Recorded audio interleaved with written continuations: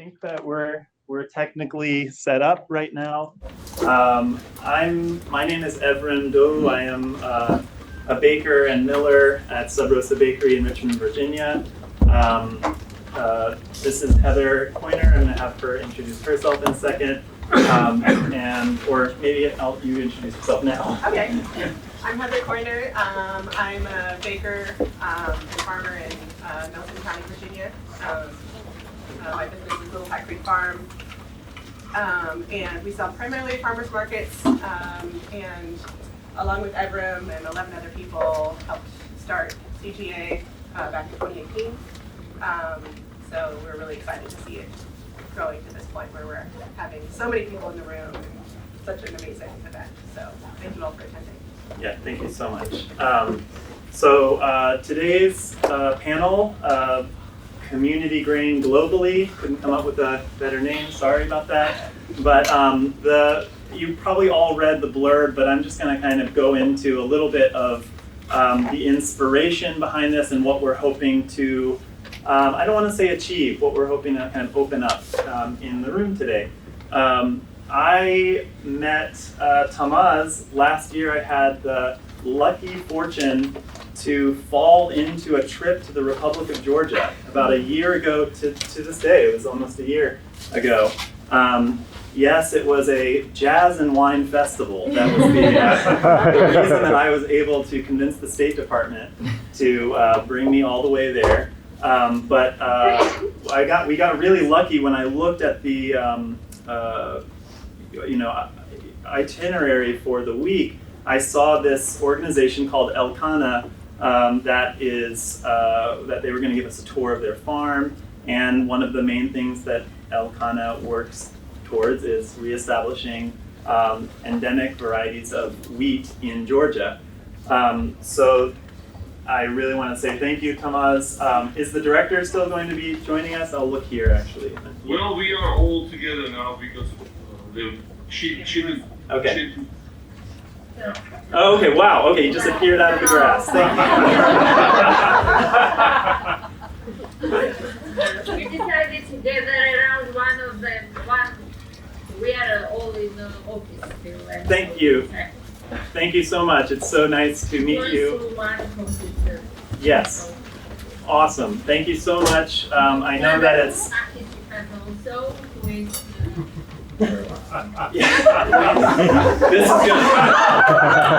This is gonna be great. I'll say thank you to everybody in the room, and to both Kim, Tamaz, and your two compatriots for your patience with us. I know there's going to be a little bit of a lag time. Georgia is 8 hours ahead, which is why this session is now, so that you guys can actually get some sleep and eat tonight. And I really appreciate you too, Kim, for changing your schedule around to be here at this time. Kim, I have not had the pleasure of meeting in person yet, but if you don't know about the UK Grain Lab and Kim's work, please check it out. I'm going to have both Tamaz and Kim give an introduction themselves. But like I said, after meeting Tamaz and Elkanah, I was very inspired by a couple of the aspects of what's going on there in terms of their efforts to establish a grain initiative there. It took on a very different feel because Georgia is the size of West Virginia, the whole country, but within that area there's an incredible diversity of land, and unlike the Americas, the wheat is endemic or local to that region, going back up to 8,000 to 9,000 years, and maybe even further. You guys can maybe teach us a little bit about that. So there's a connection both with the land, I would say spiritually or culturally, and economically. Georgia is different than the UK and America in that it only recently, in terms of the timeline, was under Russian occupation and still is under some Russian occupation in the north until 1990.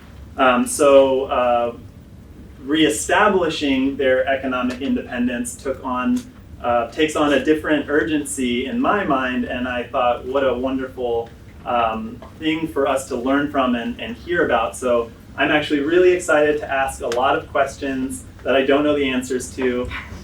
So I want to say thank you again to both of you. And maybe we'll just start moving towards the east with you, Kim. If you want to just give a brief introduction yourself and how you got into all this craziness, and we'll take it from there. Sure. Thank you, everyone. Can everyone hear me okay? Mm-hmm. So it's great to see you all. It's rare that I can attend a kind of Zoom-based talk and see the audience. It's really fantastic. I'm enjoying that. My name is Kim. I'm a baker from England. I have a really small artisan bakery in a city called Nottingham, which is a very small city. I started 10 years ago, and when I started it, there wasn't one single bakery in Nottingham.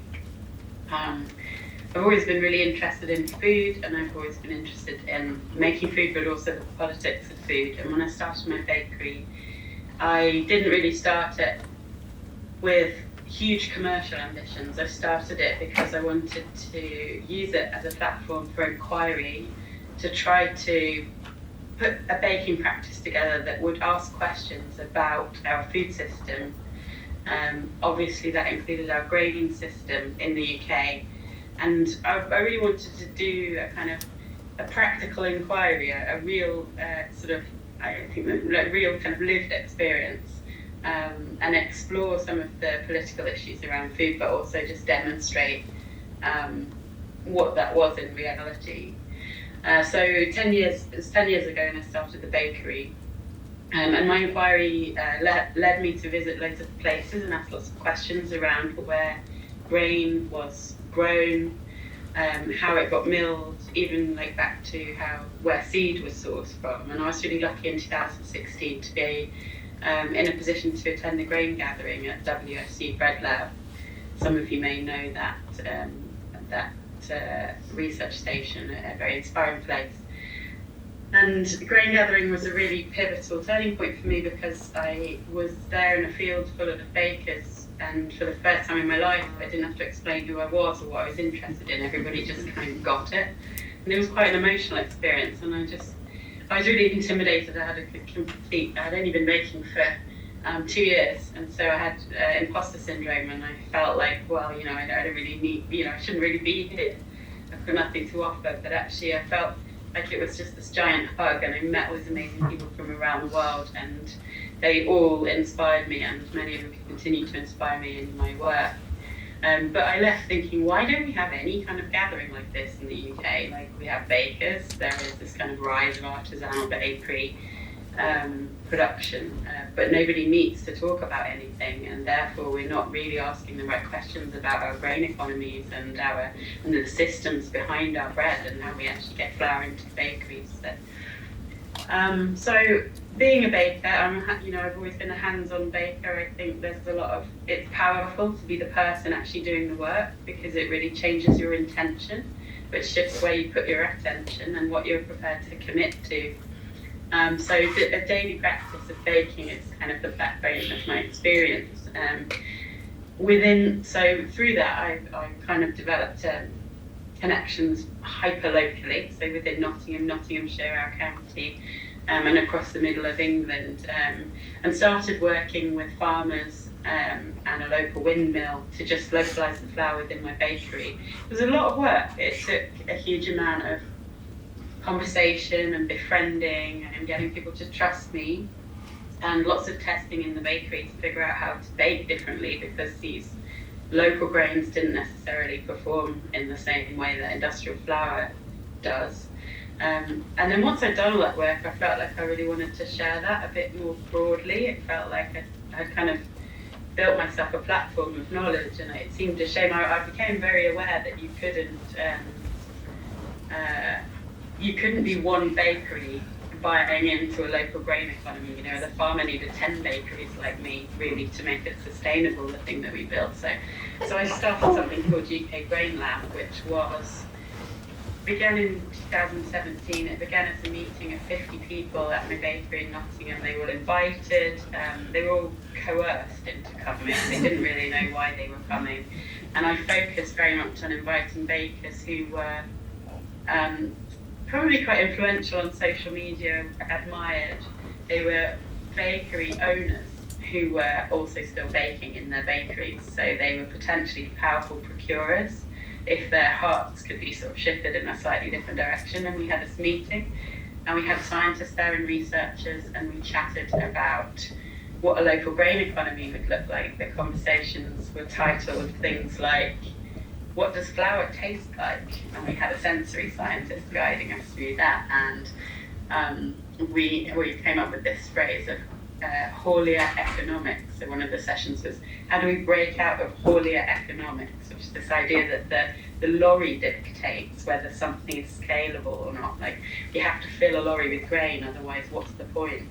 And we had to really break out of that, because, you know, I couldn't use a lorry full of grain, and the windmill couldn't mill a lorry full of grain. So how did we kind of join the dots if we needed to work at much smaller scale? So those are the sorts of things we discussed. And UK Grain Lab has now grown into a huge national network. Our last conference last year was 350 people attended, and people do come from other countries as well, and that really helps spike and give us inspiration and sort of spike the ideas with other things that are happening around the world. But UK Grain Lab is not an institution or an organisation, it's really just a badge. And I'm very proud that we've never really become this overly administrated organisation. There's no sort of top-down hierarchy, we just gather. And a lot of people use the term UK Grain Lab. It's like a club that they're part of, and they use it to kind of explain to the outside world what their intention is in their bakery, or that they're part of this network, and they feel that that's important in terms of describing what they're about as bakers, as millers, as farmers, or however they interact with it. There's kind of the other element of my work which really knitted together with UK Grain Lab was that I became part of an organisation called the Gaia Foundation, and they had a programme called the Seed Sovereignty UK movement, and actually the work with them looking at seed sovereignty materials and the work with UK Grain Lab to look at building networks and infrastructure has kind of like come together now in a way that's made both kind of movements a lot stronger. Having said that UK Grain Lab is not overly administrated, it is now incorporated as a legal entity, and it facilitates two things. It helps us to organise the conference, but it is largely run by volunteers.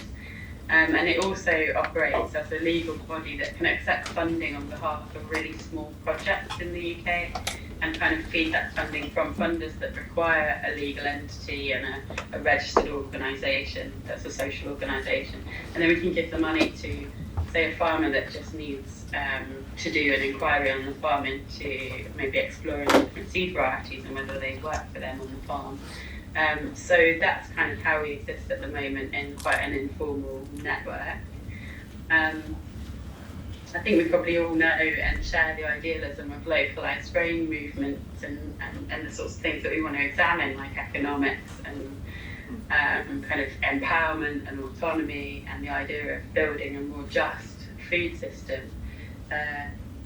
Obviously, better land use and more diversity on farms and in bakeries is something we've looked at. But I think, for me, in my experience, I've had to pick one overriding principle or overriding value and a filter that I use in terms of deciding on the direction of my interest and inquiry.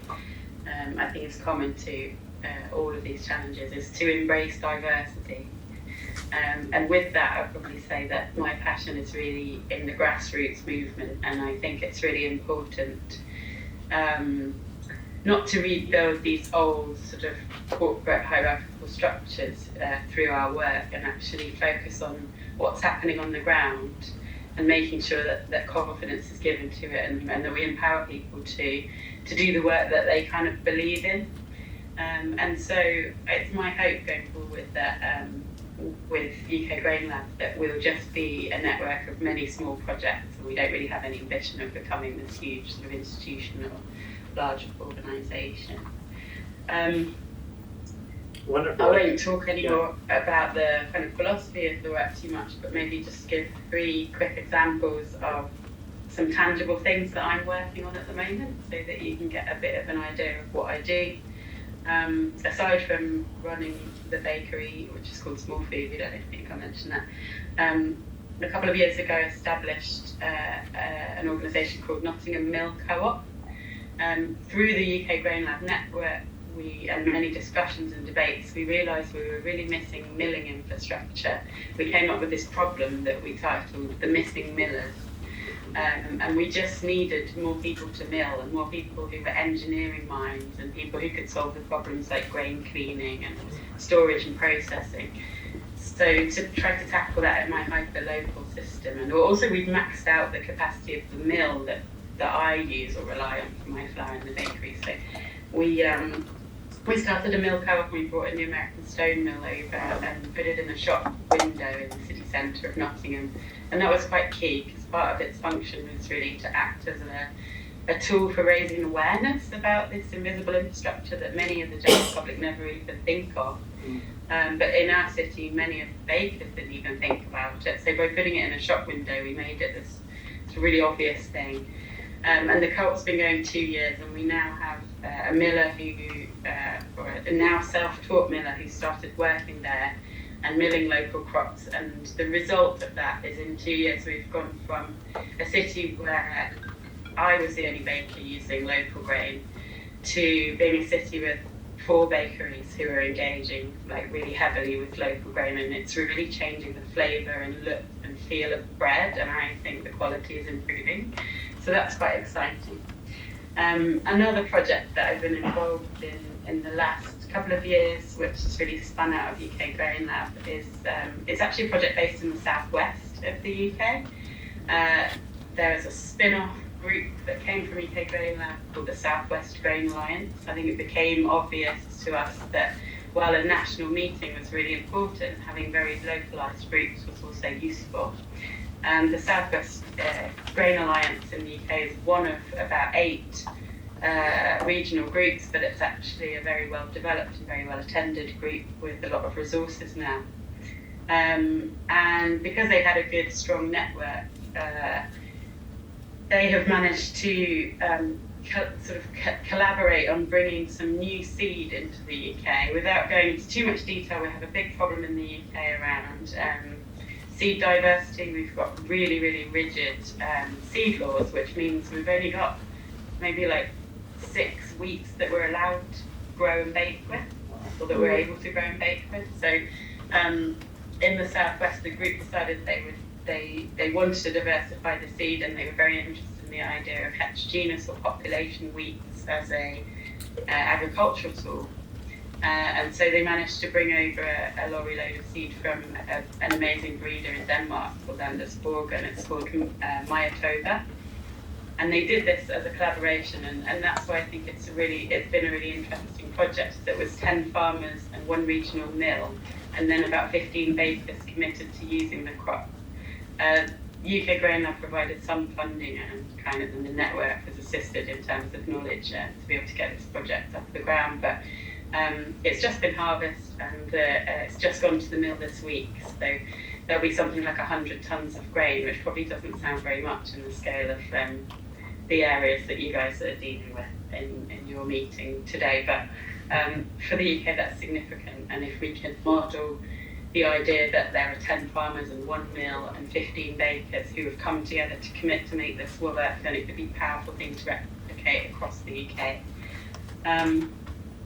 Another project that I'm involved in, just to give you a sense of the breadth, maybe a completely different scale, is that I'm working with a think tank under the banner of UK Grain Lab, and it includes a lawyer who's a world expert on seed sovereignty, to try to challenge those very rigid laws that we have in the UK that prevent us from having a diversity of seeds.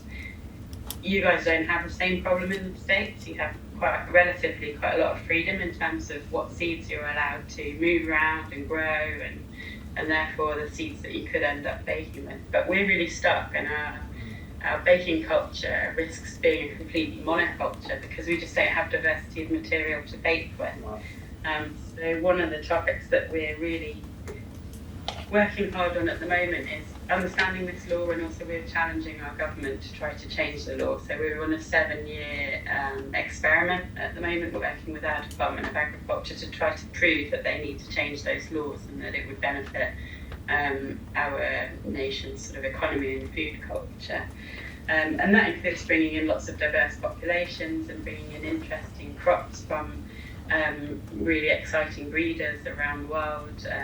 Some of the we've got some material from the bread lab, WSU Bread Lab and Landesborgen in Denmark, and we also have some people here on the ground like breeding new populations and crossing interesting things. And the idea will be that we have to demonstrate to the UK government that we can do all of this diversity and exit the monoculture system, but still be incredibly responsible. So we're having to come up with systems for traceability and testing and all this kind of stuff.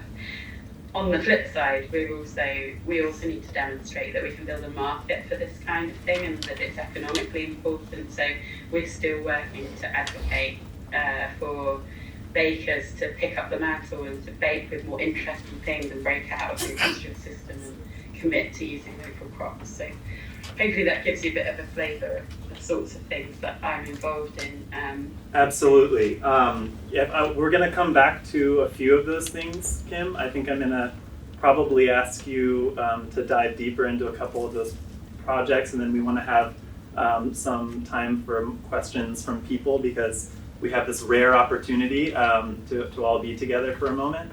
But I'm going to ask Tamaz or your director, whomever you'd like, to also give us a brief lay of the land of what is happening in Georgia, the establishment of Elkanah as an organization, and the kinds of things that you're working on in your context. There is a video that you sent us. It will be linked on the website after this is done. So those who are watching this later in time, please scroll down or there'll be a link to that video. So people will be able to learn a little bit more and see a little bit more footage. But if you don't mind right now, just giving a brief introduction as best you can about the situation in Georgia regarding grain and what your primary focuses are right now. Well, you see it as a country actually. Yeah. Well, I'll try to be quite brief and present what we are doing. Elkanah, this is the non-governmental organization, Biological Farming Association. So Elkanah aims the improvement of socio-economic conditions of the Georgian population and environmental protection through development and promoting sustainable organic farming and increasing self-reliance of the rural population. Now, we have started with 9 farmers in 1994, and at present the association unites 568 individual members and 40 member organizations like associations and cooperatives, covering about 2,500 farmers all over Georgia. We have few directions to work actually, sustainable and organic farming extension service. So we provide consultancy for our member farmers, business planning, value chain development, and introduction of quality standards. The second one, the most interesting one for you, I think, is the conservation of agricultural biodiversity. So Elkanah operates with 2 conservation farms, Sea Dark Farm in South Georgia, and the village name is Tbilisi, and Animal Farm in village Kodashe. Rural tourism and valorization of traditional food and wine production, and advocacy for farmers' rights. The country is located between Black and the Caspian Sea. So this is Caucasus, the real Caucasus actually. We are the center of Caucasus. So population is about 4 billion and about 1.5 billion lives in rural areas. Surface area is about 70,000 square meters, and 20% of territory for today is occupied by Russia. Agricultural land is about 44%, and about 50% of agricultural land is unprocessed. So in total, 642.2 thousand farms registered, and 640,000 households and 2.2 thousand legal entities. 77% of farms have less than 1 hectare agricultural land. So we About 2 acres. So the farmers are small-scale farmers in Georgia. Country is really mountainous, so it's practically impossible to have large, big farms. Agricultural biodiversity. The Caucasus, Georgia and Caucasus belong to the Western Asian center of origin of cultivated plants, so-called fertile crescent. Georgia, with its 20 soil climatic zones in only 70,000 square meters, possesses unique plant diversity and species composition. So Georgia has a rich flora, both in terms of wild, more than 4,200, and crop species. About 100 families and 350 local species of grain crops, 5 endemic wheat species among them, more than 100 species of seed and stone fruit trees, nuts and wild berries, and about 500 local varieties of grapes. Georgia is quite well known in the whole world as a cradle of winemaking, and we still do produce wine in a traditional way, in an using ancient technology. Big ceramic jars, huge ceramic jars, pots kept underground. So now we see endemic species of wheat. This first one is Triticum timofeevi. We call it Chelta zanduri. So this is a very old species of wheat. Actually, they are absolutely sustainable against different disease, drought, and actually we can say that they have a really big future in perspective of climate change situation in the whole world. So another one is Triticum maha. So the third one is Triticum paleocolchicum.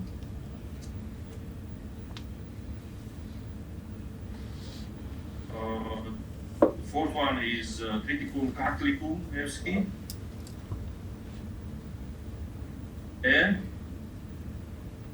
And you see the last one, fifth one, Triticum zhukovsky. This is hexaploid zandur. So these are 5 endemic species of Georgian wheat. So, agricultural biodiversity. Georgian agriculture can be traced back to the 5th or 6th millennium BC, when the Georgian, we call ourselves Kartvelian tribes, began to domesticate basic crops such as wheat, barley, oats, rye, and legumes such as pea, chickpea, lentil, and fava beans. So they cultivated plum, cherry beans, and the common grape. The Georgian agriculture sector was well developed during the Soviet period, when products were exported to other Soviet republics and the countries of the world. Within the Soviet inter-republic distribution of responsibilities, Georgia was mainly a producer of fruits, wine, and tea.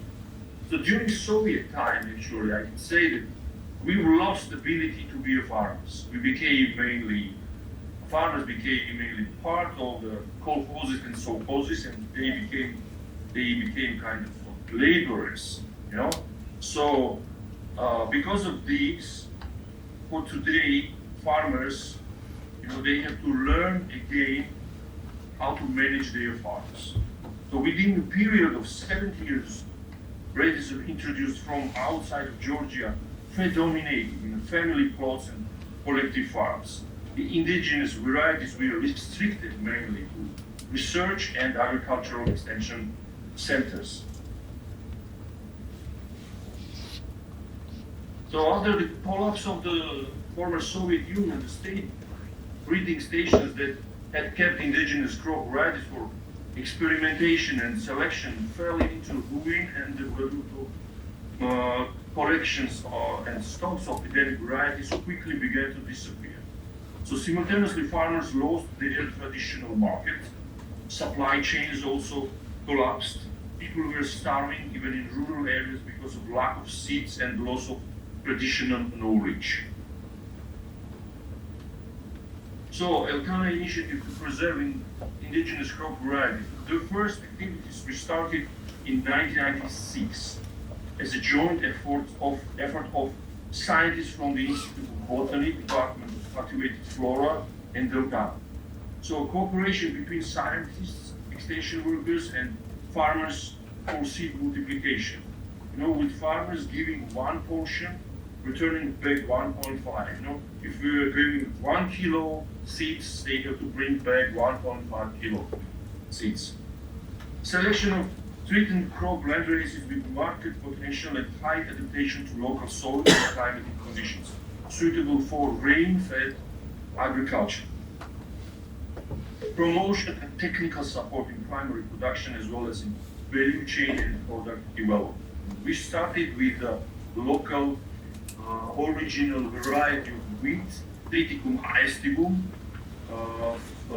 Ferruginum achalcitelidoli, we call it like that. You know, it comes from South Georgia.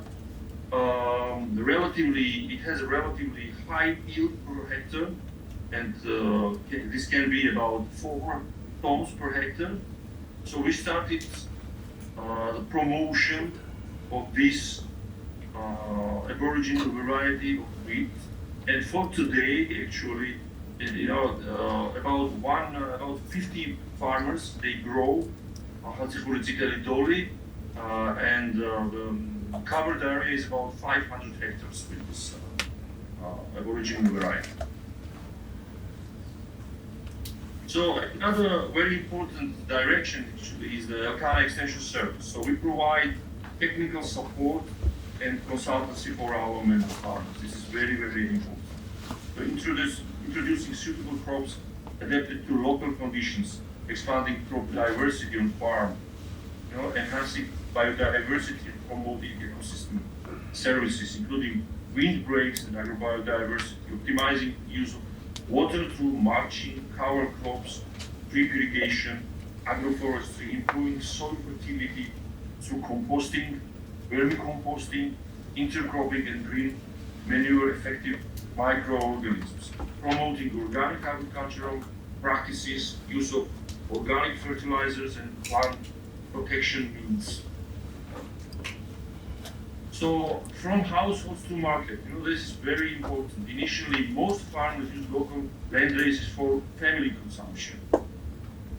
Gradually, these crops are gaining growing interest from consumers and are on a high demand, market value amount.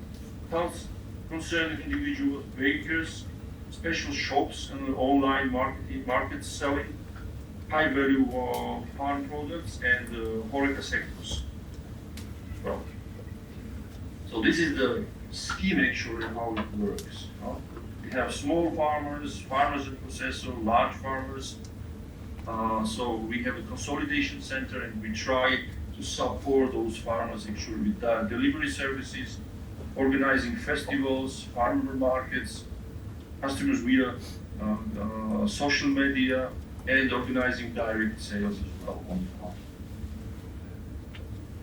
So This is the photos of bread festival during COVID time, and this is the photos actually I had. You see the masks over. And this is the photos of festivals we organized just 2 days ago in Sahamska Javaheti,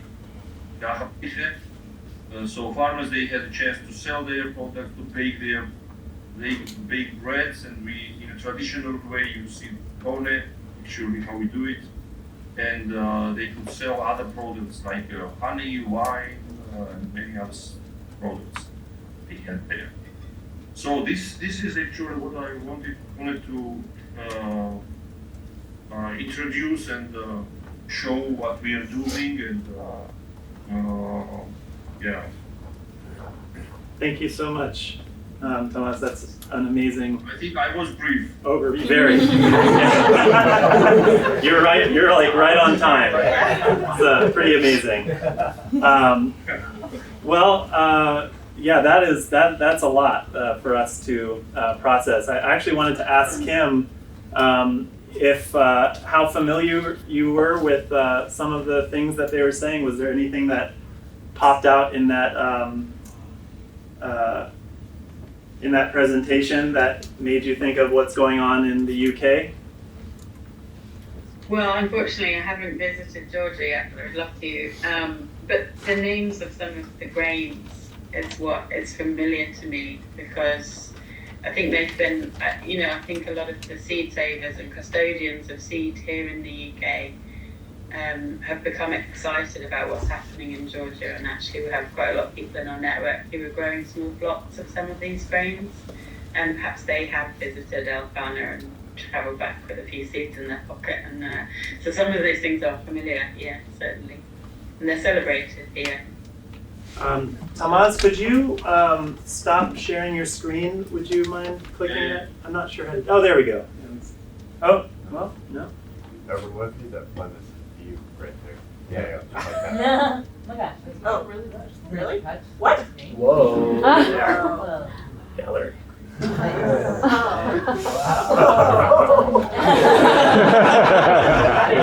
Yeah, pressure again. Saw Libby do it earlier.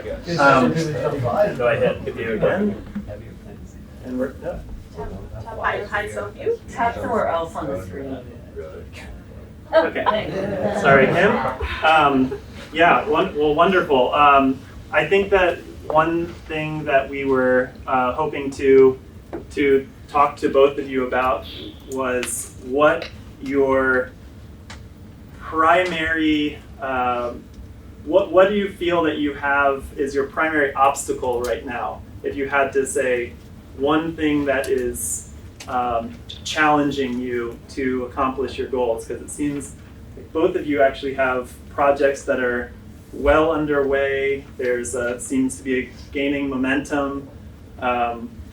A large number of people in a very small area, but is there something that you could identify as your main bottleneck, if I could put it that way?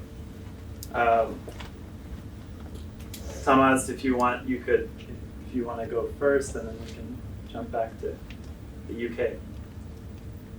Well, maybe an obstacle. Actually, I'd like to say that our aim is to bring these species back to the farmers. Most of the farmers, they don't remember this species. It's for today. There are only few farmers, 2-3 farmers. They just grow this species. So that's why it's very important to have enough seed, actually, good quality seed, to start to grow this species. In addition, I have to say that all of them, the species, they have hulls. So for that, we need dehull. Deep growing, because nobody has dehull in this country. All right. They don't. I don't feel so bad. Yeah. I don't feel older either. During Soviet time, they didn't grow it.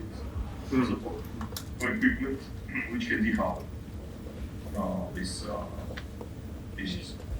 And high quality milling is a big Mm.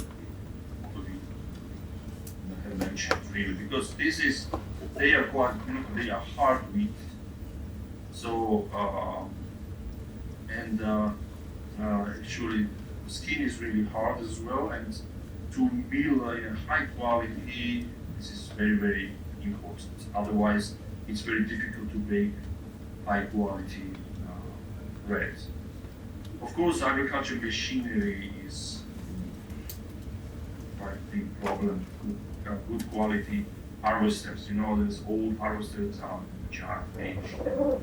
So these are the main obstacles. And in addition, I have to say that it's very important actually. Nobody knows what is this species, they are actually. Do you mean genetically? I mean genetically, and they are very old. They are ancient, 8,000 years old. Yeah, this is very well known. But no one did the analysis, And the fact is that when you bake it and when you try it, yes, wow, this is so delicious, and you want to eat it, and it's really, it has a wonderful smell, and yeah, that's true. But it would be very interesting to know more about those elements what we have there inside. So, yeah. Thank you. Kim? What about in the UK? Sound familiar, or? Yeah, we have all the same problems in terms of small-scale equipment, I think. I've actually seen really good examples of small-scale agricultural equipment being put to good use in the States as I've travelled. And I've been jealous of some of the equipment that I found in small farms and places in America. But I think I see all of those problems as being possible to overcome. So I try not to dwell on them too much. I think when we get the right people together in the right room, something will happen and those problems will get solved. And that's been my observation over the last 10 years. And I think that's probably a perspective that I can offer, because UK Grain Lab is a social movement rather than rather than an organisation. So we don't really have organisational problems, if that makes sense. We're a network, and I feel like if we have problems within the network, we just need to make the network a bit broader or reach out to more people. But we do have one really significant overarching problem in the UK, which, as I mentioned before in the introduction, is that we have really archaic and unhelpful seed laws, which means that all of the grain that I'm baking with in my bakery has diverse genetics, which is something that I've come to really believe in as a good agricultural tool. So rather than it being a monocultural seed where it's issued under license by a seed company and it has specific traits that can be genetically traced. So for example, it's something that's owned by a big corporate like Monsanto. I decided within my bakery I only want to bake with grains that are completely outside of that system. So a lot of the stuff I'm using is older landrace varieties and new population wheats. And I've managed to achieve that, but I'm very aware that if that's an ideology that I would like to see perpetuated, we need to change these seed laws in the UK, because every single grain that I'm baking with currently is illegal to trade. So what is the, if I might interject, what does the enforcement of that look like? Like, do for example, I'm not saying you should do this, but if there were just seeds in the wind and, they found their way to you, what does it actually, is there a body that would actually enforce this, or like that you could actually get in trouble with, or something like that? Yeah, I mean, in practice there's no examples so far, but I think our movement is becoming, we've obviously have done it in that very under the radar way, and there are people in our movement who believe we should just continue to do that and not rock the boat. But as our movement grows and people are coming to need advice on how to grow these grains and how to process them, I actually came into looking at the legal issue because I got a significant amount of funding to do some work to diversify seeds in the UK, and then quickly realised that we couldn't because it was illegal. And the funding was really in part to train people and to find equipment like dehullers and solve all of these problems. And I realised actually we couldn't do any of that above the radar. And so I realised that there are some benefits to getting the law on our side. It's not going to stop our work, and I guess that's why it's difficult to really answer your question, because we're going to carry on anyway. It's not really a roadblock, but it would be really helpful if we could. I mean, the risk is 2 years in prison and £10,000 fine, and the liability would be on the farmer. So I guess in our network we've had to have maybe an unwritten agreement that we will sort anyone out with a crowdfunder. Can I ask if? Sorry, go ahead. But yeah, I was just going to say we will carry on regardless. But I guess from where I'm sitting, what I see is that we could be receiving large amounts of funding into our network to help perpetuate this work and this learning, and to be able to advance our work, but we can't get those official things, and we don't get any support from the government because what we're doing is really under the radar. So those things, it does need to change. Otherwise, I would probably end answering that question on a real high and just say, look, we're a social movement. There are so many people doing so many small projects, and I actually just feel really happy with how quickly and how broadly things are changing. And I'm pretty hopeful, genuinely. I wanted to ask Elkanah if you all, what is your relationship with the Georgian government? Is the Georgian government very supportive of Elkanah's aims and what you're doing? Do they see the benefit of it? And if so, or if not, what's going on there? Oh, you're muted. We can't hear you. Yeah. Thank you. Now I will jump in. Thank you. So to answer your question, so when we started with this work with seeds, so bringing back those seeds that were kept just only in collections of research centers, because in Soviet period, as it was told, there was general restriction to cultivate anything that was not planned by the Soviet economy, and that was it. And that's why we lost all these agricultural practices in the field. And in that period when we started working on that, there was no seed law. Later they made the similar seed law as it is in European Union, which respects right of companies on seeds, etc. Similar, that you need to have a monoculture and a very unified seed system, etc. However, it wasn't working until last 2 years when they started bringing in force this, and now we got in trouble because if that system existed during this 10 years, we wouldn't be able to multiply those seeds and really have now this more or less spread this diversity and also interest of consumers, local consumers, to buy these seeds, to work with them, to pay and exchange seeds. Now we are in problem and we are in a discussion with government. So far what was achieved, also they saw that there is a big public interest to these grains, so they put them under protection. And now government, especially parliament, works on it is recognized as a cultural heritage, but still we have kind of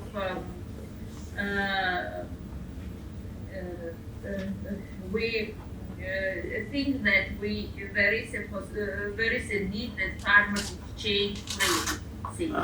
Okay.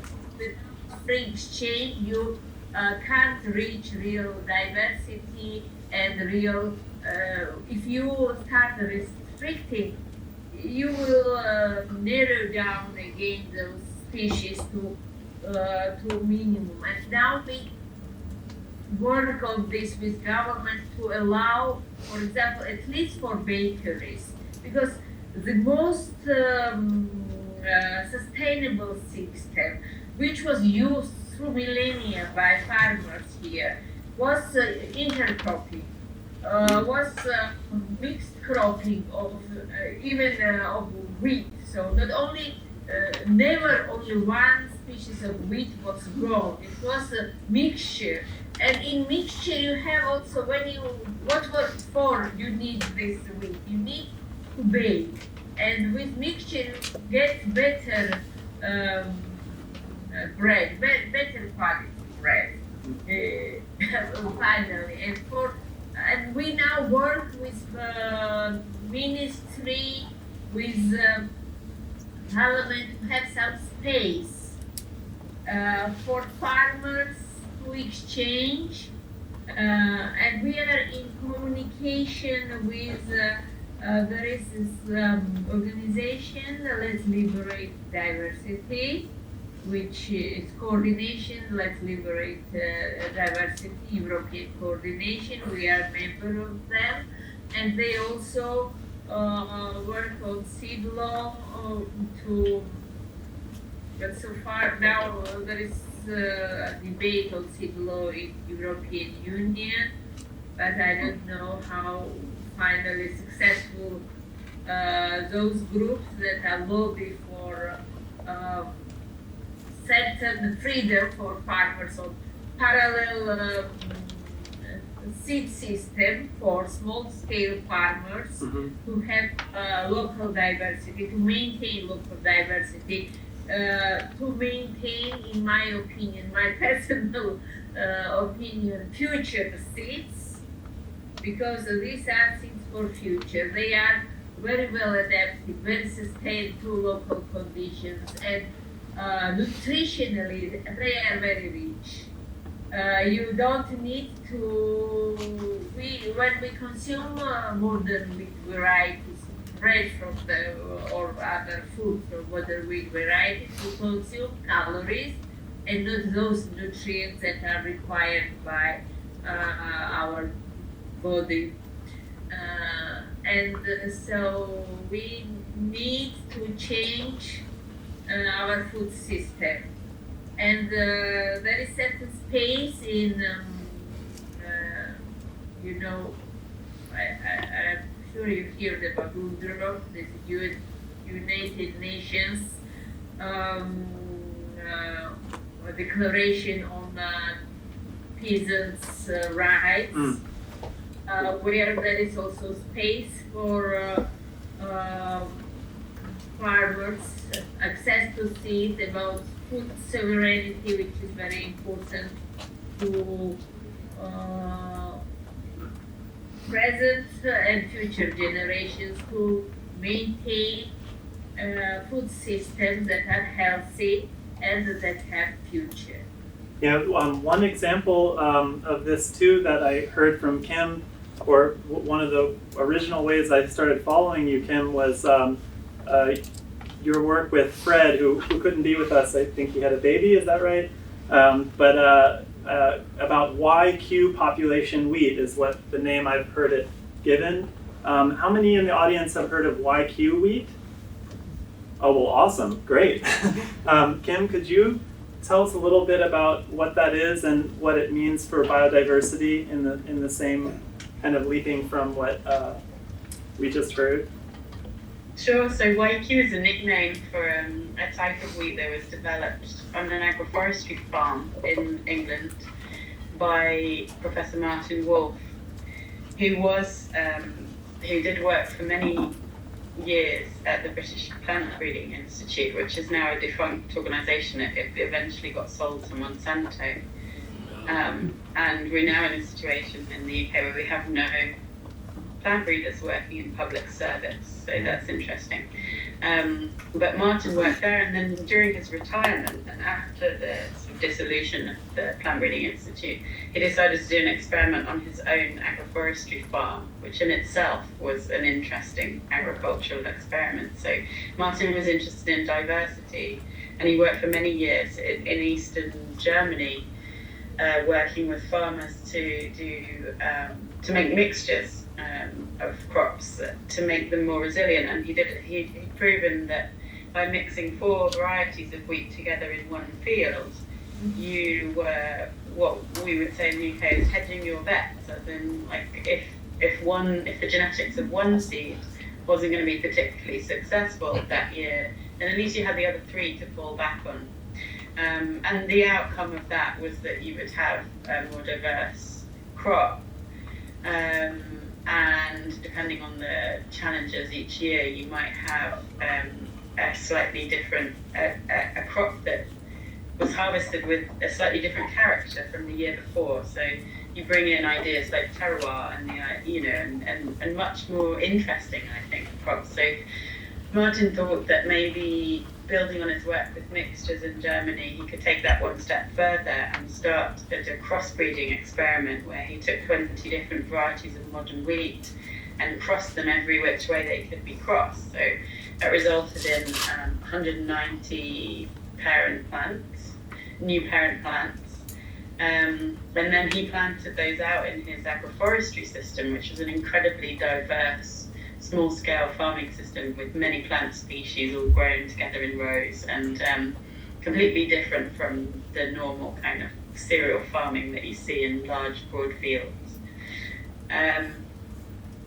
And his idea was that he'd created this genetic diversity by doing such complex crosses, and then he would just sort of chuck them out into this diverse farm. And when I met Martin, which was in 2017, he was on year 16 of doing this, and from each crop, he just replanted it without making any human selection. So his idea was that there was a sort of nature selecting to suit this really diverse farm system, and that we should maybe remove our arrogance from the seed system and stop trying to control everything, and actually just see whether we could create abundance by letting things happen without us being too rigid about what the outcome was that we were expecting. Now, Martin never really worked with bakers on this project, and when I met him in 2017, he told me I was fascinated by the idea of this diversity being a principle in the seed,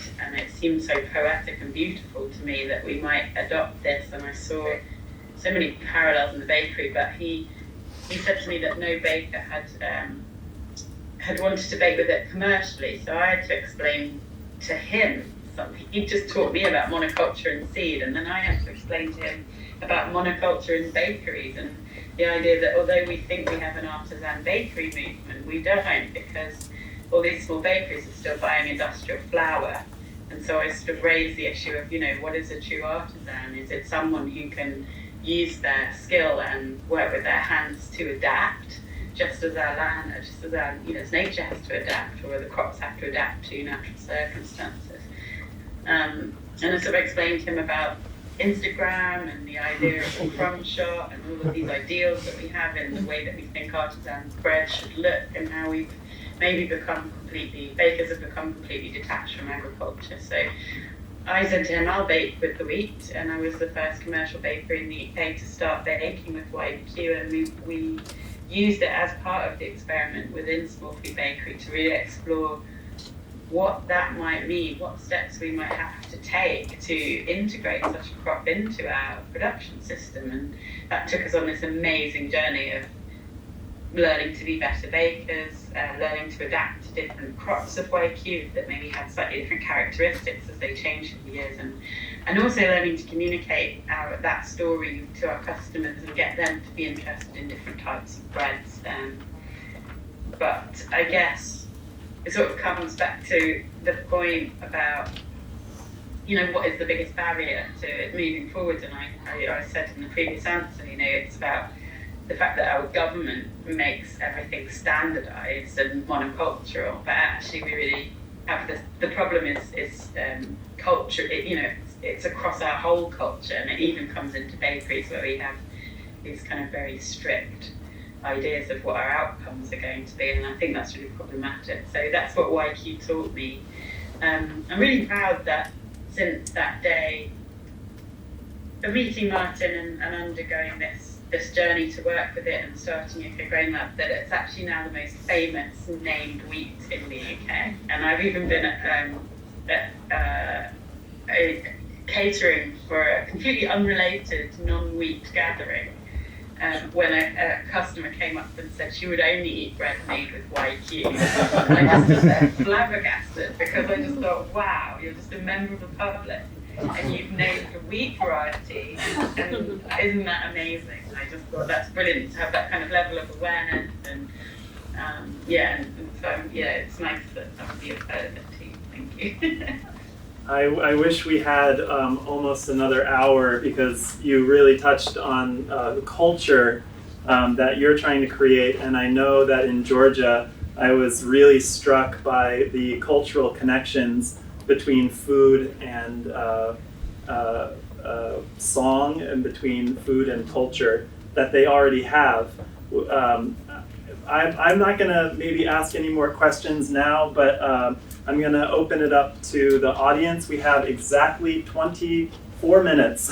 And so I just want everybody in here to be able to ask a question. So please, and you can just say who you're asking, or to everybody if you want. Yeah, I would like to speak specifically to the Georgians, and I want to congratulate you on having Khachapuri as a major ambassador for the work you're doing. Khachapuri precedes wine. We drink the wine after we eat the Khachapuri. So I'm so excited to know that you've been able to hold on to some of those original grains. But we really need more Khachapuri in the U.S. So we hope that maybe there's a way in which we can support the work you're doing by demanding a product in the marketplace. So I don't know how to do that, but I'm willing to take a stab at it to support Georgian agriculture. Thank you.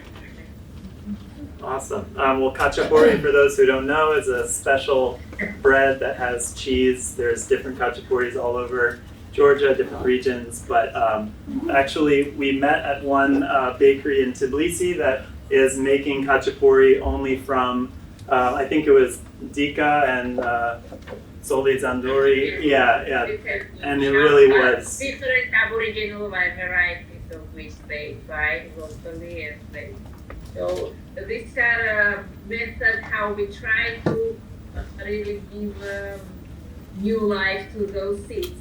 Direct contact of farmers to the bakeries, shorten value chain, and that farmers can get more for their, because they have less harvest maybe, and so this is directly, they buy directly from farmers, so that middlemen are skipped, and this type of collaborative value chains, we bring back those grains to farmers' fields. Awesome. Thank you. There was a hand. Yeah. This question is for Kim about the YQ population. Can you speak to how difficult it may be to clean the seed? Harvesting as well, and maybe milling and baking, but especially the cleaning process I'm wondering about. It's not particularly complex. It doesn't have a hull.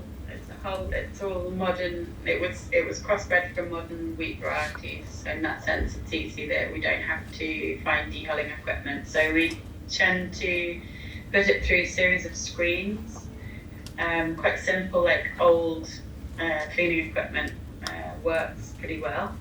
There are a few tests that need to be done on any crop, and this is the same for any cereal crop really, to make sure that you're not carrying forward bunt or anything, or any kind of pathogen that you definitely don't want in your next crop if you're to use the grain for replanting. And then there are obviously tests you need to do for mycotoxins before it goes into bakery, but that's the same for any wheat crop. But yeah, I would say it's not any more difficult to clean than any other whole sweet variety. There are a couple of things that have kind of sprung up from conversations around cleaning, which might be worth mentioning. I think in the beginning, everyone was a bit afraid of trying to figure out how to clean at a small scale. So there was a lot of conversation in our network about whether to bring in outside contractors. You can obviously bring in lorries that will kind of clean your whole crop for you, and then you store it. Storage is a challenge as well, and there was discussion about how to do that. And there are many different ways depending on the scale, but it's important to pay attention to that, otherwise you get vermin in the crop. But actually now what I've noticed is that a lot of farmers have settled on using quite old-fashioned small-scale equipment and fitting different size screens and sort of like gravity table shaking machines basically that filter out the grains. And what was interesting for me is that I realized these machines were also potentially filtering out diversity. And so I went to a farm that was using such a machine to clean a population, and I said, well, all the small grains are falling through the bottom, and the farmer was like, oh yeah, we don't want small grains because we want to replant the plump fat grains, because that's what we've always done, you select a seed based on sort of yield and things. And I said, well, that's an interesting discussion, because who are we to say that those small grains aren't the ones that are going to grow really well next year, in this system where we're really wanting to preserve diversity. It's worth bearing in mind that the cleaning process itself can be a bottleneck, and you can actually accidentally clean out a lot of your genetic diversity if you're not careful. So it's something to watch out for. All right, there was another hand somewhere. Yeah. Maybe continuing on from the seed cleaning, I guess there's that whole chain of planting to harvesting. I've dealt a lot with dehulling my spelt and trying to find a low-cost set of equipment for that. And I know of like a website, for instance, in the US called Farm Hack, which tries to share some designs. But I wondered about, sort of things we could do to find open source designs for these things and share them. Open source design for equipment? For equipment. And some of it obviously could be bringing back the way you did the old school stuff, or some of it could be modifications. Like for instance, the dehuller I'm using is essentially a hammer mill with the hammers on the inside, and it swings the grain around in a screen. So it's a couple of novel ideas to things that have been used for other purposes. Well, that's maybe a good question. I'm just going to rephrase it a little bit. In either the UK or Georgia, are there open source shared equipment that people can share with each other to figure out, oh, well, this is how we do it, and you could do it like this? Oh, yeah, of course it's possible. When you have a dehulling machine, then of course it is for all farmers. Can be used, yeah, but it's quite complicated. From one side, it's complicated because maintenance is very important. It will be damaged then, yeah. So that's why it is necessary to work on small scale machinery, actually. But the problem is that practically it's impossible to buy it here locally in Georgia. So we have to buy it somewhere in Europe or China, or other countries where Chinese machinery is quite low quality. European machinery is very, very expensive for us. So it sounds like maybe not so much there, but Kim, do people share plans and things like that in the UK, or is that something? Yeah, we have a farm hack network as well, and there are people within our network who are working on solving some of these problems at really small scale. I think the farm hack is really a European-wide initiative connected to La Via Campesina. So I don't know the name of it. I'm sorry, I can't point you to it, but I think you can find it if you search for Farm Hack La Via Campesina. Just sort of reflecting similarly on how to solve these problems of the lack of small-scale machinery, I've realised that there are a lot of small-scale machines in the world, and some of them aren't that will do these jobs. And some of the problems that we have in the UK is that they're in countries that are not kind of English or Latin languages, so it's almost impossible to even know what to search for on Google. But sometimes when I'm traveling, I find that people have been really brave and bought things from China, and actually they work really well. And there are certainly farms that I visited in the US who seem to have really amazing, successful small-scale equipment. So it strikes me that I don't know, maybe a role of our grain groups worldwide might be to kind of have some kind of discussion forum for sharing information about where people have bought successful small-scale machinery, because I know that some people are solving these problems and other people need solutions to these problems, and it all feels very mysterious when you don't know where to start, but we can do it, I think. Any other questions? Yeah, I have a question for Kim about the seed laws. And I'm like pretty deeply ingrained in the seed restoration, seed saving world. Managing hundreds and hundreds of different varieties of all sorts of things. But historical perspective, like there's moments in history where a lot of things are lost all at once. 95% of food crops have gone extinct in the last 100 years alone. It reminds me almost of like Nikolai Vavilov, world famous seedsman, went into hiding in World War II from the Nazis because in these wars, like seed banks are the first places to get hit. If you can wipe out a country's seed stock, you wipe out their food sovereignty. So the seed laws that you're describing seem to me, a lot more than like an inconvenience for a bread movement, and it seemed like a really big deal. So I'm curious how widespread is the pushback on that? Is this common knowledge a thing that people are really thinking about, or is this an under the radar issue that nobody is really aware of? I think nobody is really aware of it, but to counter that with a positive observation, we've started to tell this story, and I've been telling this story for a while, and I've never met anyone who wasn't interested when it was told to them. And it doesn't matter whether they were just a baker or just a bread eater, or it's something that I think is so. I think the hopeful part is it's something that's so deeply ingrained in us, the idea of seed sovereignty or food sovereignty, that I think everyone gets it, even if they don't totally know what the application is or how it affects their lives. So I think, even just listening to you sort of explain your perspective there, I just feel outraged that any government could kind of prevent diversity or prevent the kind of perpetuation of diversity. It seems like a completely wrong thing to do.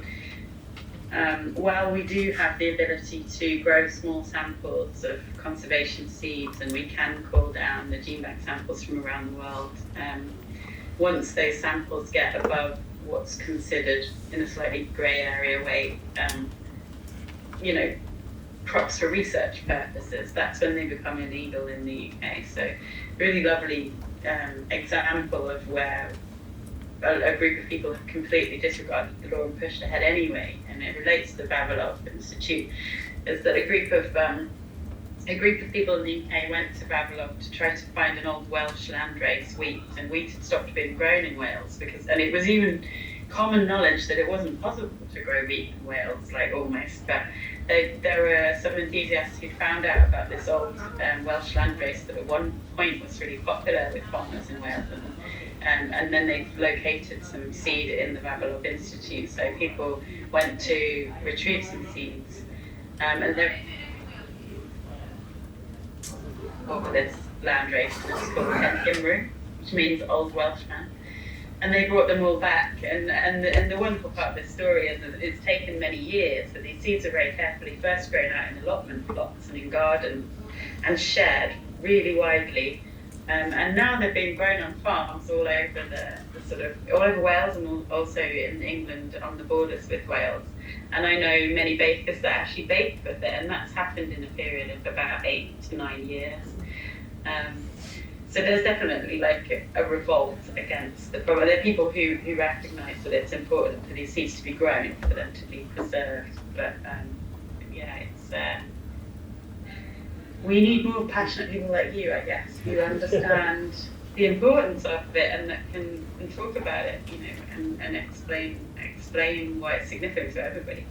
We have a couple more. Go ahead. Did she repeat the name? So I didn't hear when she froze. Oh, the name of they're wondering the name of the Welsh variety of grain. That means old something. It means old Welsh man, I believe. Old Welsh and man. It's Hen Gymru, and it's Hen and then GYMRU. I think. I'm not very good at spelling it that right. Can you spell that in Georgian as well, please? I'll leave that to you. Yeah. But I'm sure that our colleagues at Elkana know about the wheat variety probably. I just want to let you know we're planting some of that in Virginia this year, a very, very small plot. Cool. Right. Yeah, and we've Tamaz gifted us 4 different grains. We've planted 2 out of 4 at Fred's farm. So we'll give you in traditional method. We plan on returning 1.5 times what you gave me. So that trip's coming up. Yeah, this is our model of multiplication because we don't have enough land to really have seed multiplication, and we fully rely on enthusiastic farmers who are interested. And they try themselves, so they sample this bread. Often we arrange kind of farmer day where they introduce those crops, and also we bake bread there in Tone special bakery, Asian type of bakery, where you make fire, and this is a kind of clay pot, and you just stick breads onto the wall and so. And then they try, and it's really very delicious. This type of, and then they are interested, and so they are involved in this program so that they multiply seeds and give the 1.5 portion back to us, to give to other farmers. This is the model through which we were able to distribute seeds. Yeah, it works. In Georgia. Revive the 2 varieties already, and we are planning to do more because before in Georgia almost every village had its own seed. So names of the aboriginal varieties is, for example, Borboli red. Borboli is a village. Achalsiche red dolly or Chikeli dolly, which is also from Achalsiche, or there is another Kahuri Dadot village, is from Kaheti. So these were communities were having own bread, but then with the Soviet plan, industrial agriculture was everything destroyed, and now we are bringing back it. Try to very hopeful. Come back. I just want to have a comment at this point of the presentation that one of the themes that I'm drawing a huge amount of inspiration from listening to both Kim and our Georgian colleagues is the power of the individual within these networks of communities to really drive progress. Kim describes her organization as not an organization, but a social movement, with no administration, and that is that's really amazing to hear because it really just means that it is coming from the people who are taking it upon themselves, to work collectively, and it's maybe a way for us to reframe the individualism that we talked about in our in the plenary at breakfast, to sort of reframe that into a more collective purpose. We are individuals, we have responsibility for our society and for making better change, and we can work together, but we have to do some work. We can't wait for another organization to come around and solve the problems for us.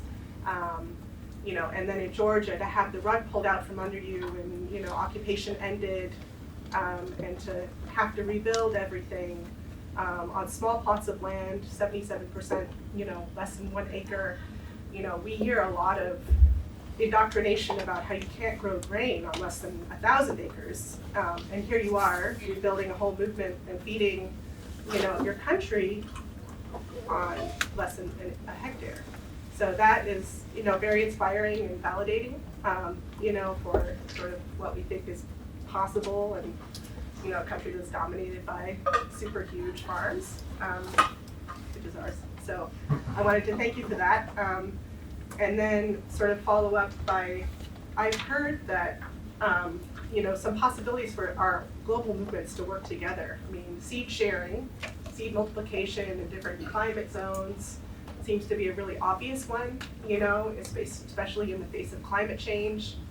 Sending seed overseas to be multiplied in a different environment so that you preserve diversity seems like a really obvious and, smart thing for us to be working together on. But I was wondering if you, anyone in this room or any of our presenters have any other ideas for how we can, as a global set of regional movements, can work together.